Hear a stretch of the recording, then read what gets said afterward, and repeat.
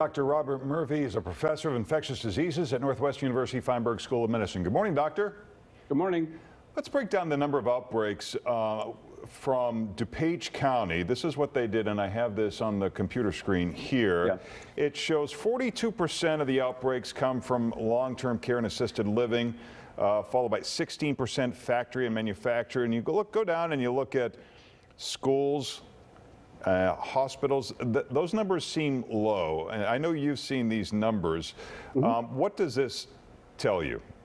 Well, look at the date on here. It's March 1st until I think October 13th. Right. You know, at the beginning of the epidemic, back in March and April, it was all in long-term care facilities, and they just got massacred. The people getting diagnosed today got infected in the last 2 weeks. They didn't get infected in March or April, all right? What happened, these long-term care facilities actually took care of their business, and the rates have gone markedly down. So the only thing that matters now is what happened in the last 2 weeks. Look who's getting infected. It's younger people. It's not people in nursing homes. It's not people, over 70 years old that are in a nursing home. So, that table is very misleading. Historically, it'll go in a chapter of a book someplace. But for what we need now is what happened in the last 2 weeks. And it's bars and restaurants, it's people not wearing masks and gathering, too big of gatherings. That's the issue. We need to look at what happened in the last 2 weeks, and that's the responsibility of the state. Let's talk about antibodies. There's a couple of new studies that, what are they telling us? They're lasting longer than we thought?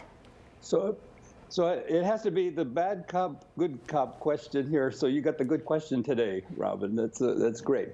The antibody studies are two really important studies, one of them funded by the NIH, another one by a very respectable group, that followed patients out for 4 months, because that's as long as they've had them in the study.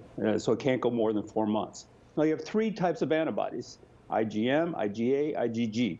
The IgG is the one that lasts for a long time and protects you from getting infected again.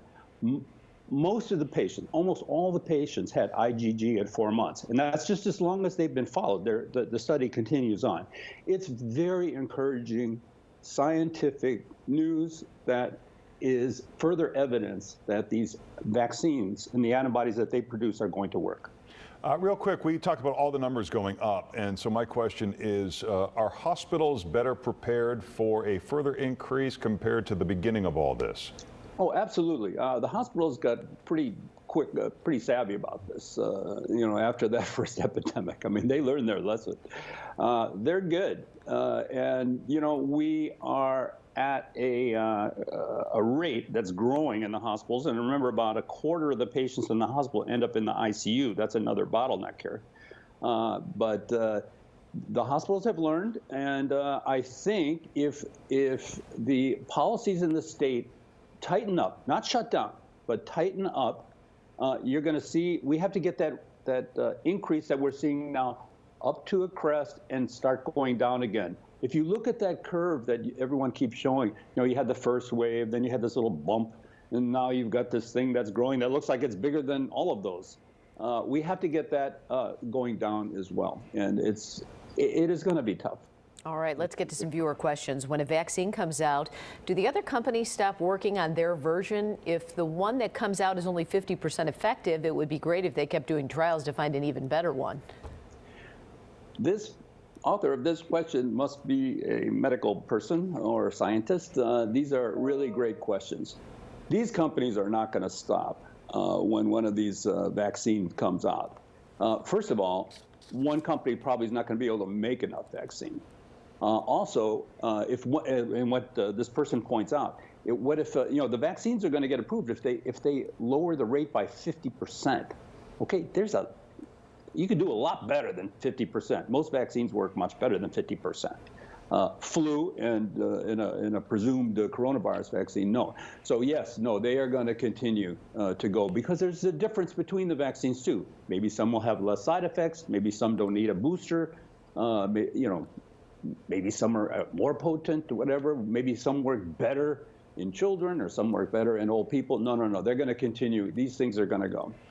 continue to grow. All right, next question. I'm in my 60s, and I know you said it's okay to get pneumonia and flu shots now, but should you get them both? Can you get them together, or should you wait between shots? Yes to the whole first part of this question. You can get them now and you can get them together. And now remember, there's 2 different pneumonia shots, and you cannot take those together, the 23 and the 13 version.